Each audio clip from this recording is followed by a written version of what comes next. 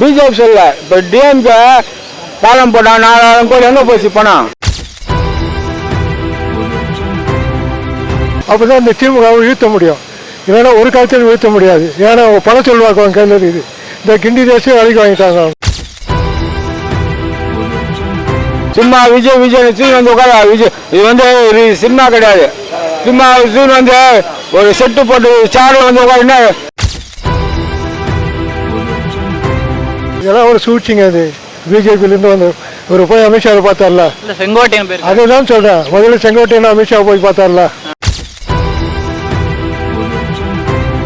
தமிழ்நாட்டில் அவங்க எப்போ நினைச்சாலும் வர முடியாது. இது குடும்ப அரசியல் இல்லை, ஒற்றுமையான அரசியல் இது. டிஎம்கே எப்பயுமே வந்து மக்களுக்கு நல்லா செய்கிற கட்சி கிடையாது. ஒன்றில் 4-5 வருஷமாக ரோடு போடுறதுக்கே தெரில.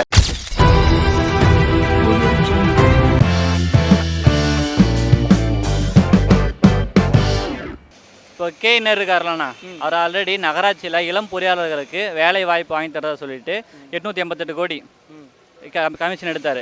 அதுக்கப்புறம் பார்த்தீங்கன்னா தூய்மை பணியாளர்கள் அந்த டெண்டரில் 1020 கோடி எடுத்தார். இவர் கேட்டால் நான் எடுக்கவே இல்லை, நான் எதுவும் பண்ணல அப்படின்னு சொல்லியிருக்காரு. ஆனால் போன மாதம் அவரோட பர்த்டேக்கு பிறந்தநாளுக்கு திருப்பதிக்கு 44 லட்சம் நன்கொடை கொடுத்துருக்காரு. இல்லை யார் வீட்டு காசு எங்கே வந்திருக்கு, உங்களோட கருத்து என்ன எடுத்துருப்பாரா? அதாவது அவர் வந்து பெரிய ஒரு அரசியல்வாதி. அவர் சரிங்களா, திருச்சி சைடில் பார்த்தா கேனூர்னா ஒரு பெரிய ஆள். அவர் வந்து இப்போ வளர்ந்த பையன் கிடையாது சரிங்களா. அவங்களுக்குன்னு காலம்பரம் பரம்பரை சொத்துன்னு இருக்கும். இது 47 லட்சம்ன்றது ஒரு சின்ன விஷயந்தான்.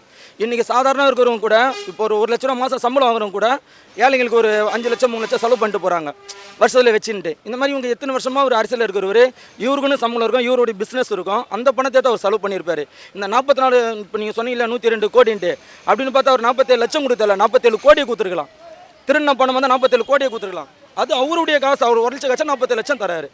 அதில் வந்து ஒரு பெரிய விஷயம் எதுவுமே பார்க்க முடியாது. பாஜக என்டிஏ கூட்டணி ஆப்போசிட்டில் வந்து இந்தியா கூட்டணி இருக்காங்க. அந்த கூட்டணி பார்த்தீங்கன்னா குடும்ப அரசியல் தான். காங்கிரஸ் ப்ளஸ் இன்னொரு கட்சி இருக்காங்கல்ல, குடும்ப அரசியல் தான். இப்போ அந்த இடத்த வந்து குடும்ப அரசியலை நாங்கள் வந்து கவிழ்த்திட்டோம், நாங்கள் ஆட்சிக்கு வந்துட்டோம்னு சொல்லி அமித்ஷா சபதம் கொடுத்துருக்காரு. அதே மாதிரி தமிழ்நாட்டிலையும் அந்த குடும்ப அரசியலை ஒழிப்போம், அதாவது டிஎம்கே சொல்லியிருக்காரு, நாங்கள் ஆட்சி பிடிப்போம் சொல்லியிருக்காங்க. அது ஒரு தமிழ்நாட்டுக்கு வர வாய்ப்பு இருக்கா? உங்கள் கருத்து என்னன்னா? தமிழ்நாட்டில் அவங்க எப்போ நினைச்சாலும் வர முடியாது. இது குடும்ப அரசியல் இல்லை, ஒற்றுமையான அரசியல் இது. அண்ணா பெரியார் திராவிட இந்த மாதிரி எல்லாமே கலந்து ஆட்சி நடந்துன்னு இருக்குது. அண்ணா திமுக, அனைத்து இந்திய அண்ணா திராவிட முக இந்த மாதிரி எல்லாம் திராவிடத்துலேயே வந்துன்னு இருக்குது. இவர் போய் எடப்பாடி கூட கூட்டணி வச்சுக்கின்னு நான் இந்த ஆட்சியை ஒழிப்பேன் அந்த ஆட்சியை ஒழிப்புனா அது முடியாத விஷயம். அது தமிழ் மக்களும் பார்த்துக்கின்னு இருக்க மாட்டாங்க, சும்மா இருக்க மாட்டாங்க. இப்போ போனார் பாருங்க எச் ராஜா, அந்த மாதிரி தான் போயிட்டு ஒரு காவல்துறை மதிக்காத என் செருப்புக்கு சம்மன்னு சொல்லிட்டு ஹைகோர்ட்டு நான் அதுக்கு அடுத்து மயிருன்னு சொல்லுது பார்த்தீங்களா. அந்த மாதிரி ஒரு தற்குறி அவன். அவங்களாம் வந்து தமிழ்நாட்டில் இருக்கிறதே லாய்க்கல. அது அவங்களாம் எப்படி தான் இங்கே வச்சிருக்கானுங்கன்னே தெரியல. என்ன கேட்டால் பொதுவான கருத்து வந்து டிஎம்கே எப்பயுமே வந்து மக்களுக்கு நல்லா செய்கிற கட்சி கிடையாது. ஒன்றில் 4-5 வருஷமாக ரோடு போடுறதுக்கே தெரில. நம்ம சுதந்திரம் வாங்கி 79 வருஷம் ஆகுது, ஒரு ரோடு போடுறதுக்கு தெரியல. எவ்வளோ பேருக்கு பேக் பெயினோட இது இப்படி தான் போயிட்டுருக்கு. இப்படி தான் திமுக ஆட்சி இப்படி தான் இருக்கும். ஸோ இது அமித்ஷாவோட கருத்து வந்து இப்போ குடும்ப அரசியலை ஒழிக்கணுன்னா அது கண்டிப்பாக ஒழிச்சு தான் ஆகணும். ஏன்னா இப்போ திமுக எடுத்திங்கன்னா எல்லாமே அவங்க ஃபேமிலிக்குள்ளேயே தான் வருது. ஸோ இதெல்லாம் கொஞ்சம் அவாய்ட் பண்ண வேண்டிய விஷயந்தான். ஆனால் அமித்ஷா சொன்ன மாதிரி இங்கே தமிழ்நாட்டில் நடக்கிறது கொஞ்சம் கஷ்டம் தான். பாஜக தமிழ்நாட்டுக்கு வருமா வராதா? உங்கள் கருத்து என்ன? வரத்துக்குண்டான ஏற்பாடுகள் அவங்க வந்து பண்ணிக்கிட்டே தான் இருக்காங்க. ஏன்னா மோஸ்ட்லி பவர்ஃபுல்லாக தான் இருக்காங்க, அதனால் கண்டிப்பாக ஒரு வரத்துக்குண்டான முயற்சிகள் எடுக்க முடியுமே தவிர வர முடியாது. அமித்ஷா உள்துறை அமைச்சர் அமித்ஷா வந்து பீகார் கூட்டணியில், பீகாரில் இந்தியா கூட்டணி குடும்ப அரசியலாம் நான் ஒழிச்சிட்டோம் அப்படின்னு சொல்லியிருக்காரு. அதே மாதிரி தமிழ்நாட்டிலையும் டிஎம்கே வந்து குடும்ப அரசியல், அந்த குடும்ப அரசியல் ஒழிச்சிட்டு நாங்கள் வருவோம்னு சொல்லியிருக்காங்க. பாஜக தமிழ்நாட்டுக்கு வருமா வராதா? உங்கள் கருத்து? பாஜக ஏன் மறுதுனாக்கா 5000 பேர் 10,000 பேர் இங்கே விட்டாங்க வேலைக்கு. இப்போ எனக்கு ஓட்டு போடணுன்றாங்க. இப்போ டிஎம்கே ஐக்கணும்னு எதிர்பார்க்குறாங்க. அது ஒரு காலம் நடக்காது. தமிழ்நாடு சிங்கம். அமித்ஷா இருக்காருலன்னா அவர் பீகாரில் இந்தியா கூட்டணியை ஒழிச்சாரு, வந்துட்டாரு. அவர் வந்து குடும்ப அரசியல் ஒழிச்சிட்டோம். அதே மாதிரி தமிழ்நாட்டில் குடும்ப அரசியல் ஒழிச்சு நாங்கள் வருவோம் சொல்லியிருக்காரு. பிஜேபி வருமா வராதா? வரோம் போங்க, பக்காவாக வரோம். பிஜேபி வரும். இந்த வாட்டி பிஜேபி ஏடிஎம் கூட்டம் எங்கே 4-5 கோடி எங்கே போச்சு? தண்ணி இவ்வளோ தண்ணி நிற்கிது. 4-5 கோடி எங்கே போச்சு? அதெல்லாம் இந்த போட்டாங்க எங்கே போட்டாங்க? எல்லாம் இந்த பாலம் போட்டாங்க, அது போட்டாங்க, காவல் எங்கே போச்சு? இவ்வளோ தண்ணி இல்லாத நிற்குது. 3-4 நாள் சோறு தண்ணி இல்லாத நாங்கள் இருந்தோம். அவர் பண்ணுறது நல்லா தான் பண்ணுறாரு. பிஜேபி நல்லா தான் பண்ணுது. பிஜேபி சொல்ல இப்போ டிஎம்கே பாலம் போட்டான் 4000 கோடி எங்கே போச்சு பணம்? 4000 5 ஒன்றும் கிடையாது சார். டிஎம்கே வராது, சேலஞ்ச் பண்ணி சொல்லணும் போங்க. அது மட்டும் இல்லாமல் புஷ்யானது இருக்கார்ல ப்ரோ, சைடில் நிறைய பேருக்கு கியூஆர் கோடு இருக்கவங்க மட்டும் தான் உள்ள வரணும் பர்மிஷன் கொடுத்துருந்தாங்க 5000 பேர். இது இல்லாமல் நிறைய பேர் உள்ள அனுமதிச்சிருக்காங்க. இதனால போலீஸ்லாம் பார்த்தீங்கன்னா ரொம்ப திணறி இருக்காங்க, ரொம்ப டென்ஷனாக இருக்காங்க. அதை பற்றி நான் கருத்து என்ன ப்ரோ, அவர் அனுமதிச்சது சரியா தவறா? ஸோ ஆரம்பத்துலேருந்தே பார்த்தீங்கன்னா டிவிக்கே வந்துட்டு சொல்கிற நம்பர்ஸை விட ஃபோர் ஃபோல்டு அதிகமாக தான் வந்துட்டு இருக்கு. ஸோ நம்ம என்ன தான் சொன்னாலும் அந்த க்ரௌடு வந்துட்டு 4 ஃபோல்டாக தான் வருதுன்றப்போ ப்ரிடிக்ட் பண்ணி என்ன தான் நம்ம ரெஸ்ட்ரிக்ட் பண்ணாலும் வந்துட்டு போலீஸ் அதுக்கேற்ற மாதிரி தான் ப்ரிப்பேர்டாக தான் இருக்கணும். இது நம்ம வந்துட்டு ஒரு பார்ட்டியை குறை சொல்ல முடியாது, போலீஸையும் சொல்லணும், ஈவன் டிவிக்கேவும் அதுக்கு வந்துட்டு இதுவாக தான் இருக்கணும் நம்ம அவங்களுக்கு. இப்போ புதுச்சேரி கவர்மெண்ட் கொடுத்த கட்டுப்பாடு இது ஓகேவா, இல்லை வேற என்ன கட்டுப்பாடு கொடுத்துருக்கலாம்? உங்கள் அபிப்பிராயம் என்ன? இன்னும் கட்டுப்பாடு கொடுத்துருக்கலாம். இன்னும் கட்டுப்பாடு கொடுத்து அந்த கட்டுப்பாடு மீறி தான் போகிறாங்க. அந்த சைடில் பார்த்தீங்கன்னா ஒரு காவல்துறை அதிகாரி மதிக்காத குஷி ஆனந்த் அவங்களுக்கு பர்மிஷன்லாம் கூட அவங்கள உள்ளவாங்க அப்படின்னு குஷி ஆனந்த் கூப்பிட்றாரு. அந்த காவல்துறை எவ்வளோ அதிகமாக டென்ஷன் ஆகி பேசுகிறாங்கன்றது உங்களுக்கு தெரியும். சரிங்களா? பாண்டிச்சேரி மாநிலன்றது ஒரு சின்ன மாநிலம். நம்ம தமிழ்நாடு மாதிரியே இல்லை கரூர் மாதிரியே வந்து பெரிய அளவுக்கு கிடையாது. இங்கே 10,000 பேர் இருப்பான், அங்கே 5000 பேர் தான் இருப்பான். 5000 பேருக்கு அந்த பாண்டிச்சேரி காவல்துறை வந்து அதுக்குண்டானது கொடுத்துருக்காங்க. இங்கே 10,000 பேருக்கு போலீஸ் பார்த்து கொடுக்கணுன்றது ரொம்ப முடியாத விஷயம். சென்னைக்கும் பாண்டிச்சேரி கம்பேர் பண்ணால் சென்னை தான் அதிகமாக இருக்கும். சரிங்களா? அதனால வந்து அவங்க கட்டுப்பாடு அவங்களுக்கு உண்டான கட்டுப்பாடு தான் கொடுத்துருக்காங்க. இன்னும் கட்டுப்பாடு கொடுத்துருக்கணும். தமிழ்நாடு மக்களுக்கு நன்றி. தமிழ் வெற்றி கழக தலைவர் கட்சி ஆரம்பித்தார், மக்கள் செல்வாக்கு இருக்குது.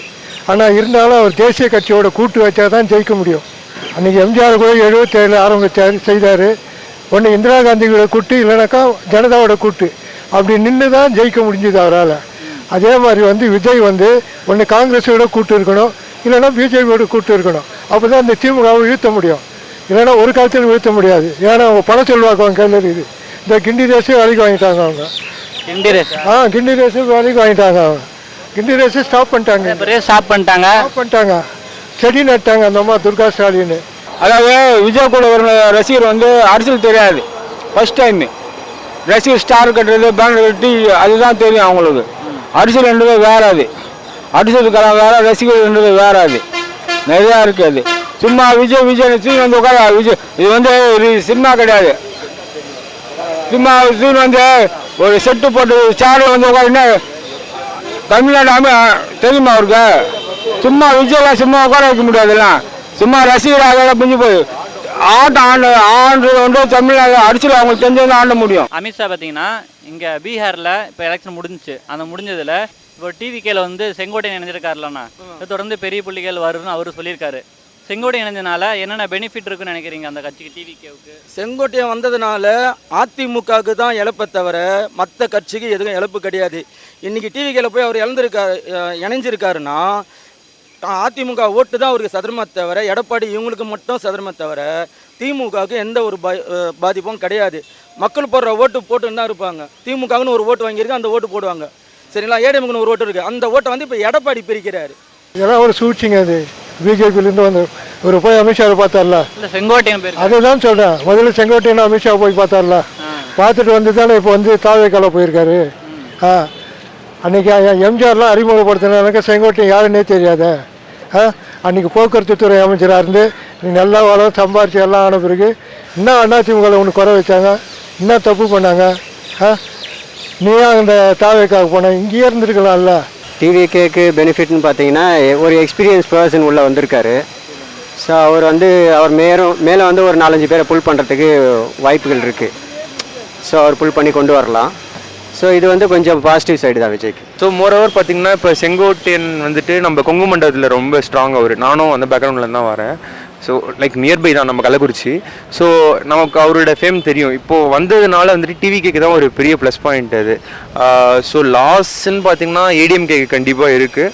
பட் டிவிகேக்கு வந்துட்டு ஒரு ஃப்ரூட்ஃபுல் வின் அது அவங்களுக்கு ஆக்சுவலி எலெக்ஷனுக்கு முன்னாடியே அது. ஓகேண்ணா, இப்போ அதில் வந்து செங்கோட்டையன் ஒரு சீனியர் அவருக்கு கட்சிக்கு வந்திருக்காரு. என்னென்ன பெனிஃபிட் இருக்கும் டிவிகேக்கு? செங்கோட்டையன் அவர்கள் வந்து பெனிஃபிட்டே கிடையாதுங்க. இந்த வாட்டி எலெக்ஷன் அவர் கம்பல்சரி தோப்பார். அவர் செங்கோட்டையன் அவர் ஒரு சீனியர் பர்சன் தானே, பல வருஷமா இருக்காரு. பெனிஃபிட் இருக்குமா? பெனிஃபிட் எப்படி சார் வரும்? ஒரு கட்சியில் வந்து சீனியரான ஒரு கட்சியில் போ அது வீக்னஸ். புதுசாக ஒரு கட்சி நீங்கள் புதுசாக வீக்னஸ் நான் வந்து ஒரு கட்சி சார்னா அது வீக்னஸ் எனக்கு தான். புரியுதுங்களா? அதுதான் சும்மா நான் சேருங்க ஒன்றும் சும்மா அவர் தொகுதியில் செங்கோட்டை அவர் தொகுதியில் அவர் ஜெயிக்க முடியாது அவர். 2024 யார் ஆட்சி வருவாங்கன்னு உங்கள் அபிப்பிராயம்? ஆட்சிக்கு யார் வரோன்னு சொல்ல முடியாது. எங்கள் கருத்து கணிப்பு. கருத்து கணிப்பு எனக்கு இப்போதைக்கு திமுக தான். திமுக. ஆமாம், எப்போ இவங்க பாஜக கூட கூட்டணி எடப்பாடி போனாங்களோ அப்போதுலேருந்தே திமுக தான். ஏன்னா அதுக்கு உதாரணமே இந்த முருகர் கோயில் பிரச்சனை தான், திருப்பரங்குன்றம் பிரச்சனை தான். இல்லை, இந்த வாட்டி ரெண்டு பேர்த்துக்குமே கொஞ்சம் காம்படிஷனாக தான் இருக்கும். ஏன்னா அதிமுகவும் இங்கே ஸ்ட்ராங்காக இல்லை. திமுக பண்ணுற ஆட்சியை பார்த்தோம்னா அதுக்கு ஓட்டு போடணுன்னு ஜென்மத்துக்கு தோண மாட்டேங்குது.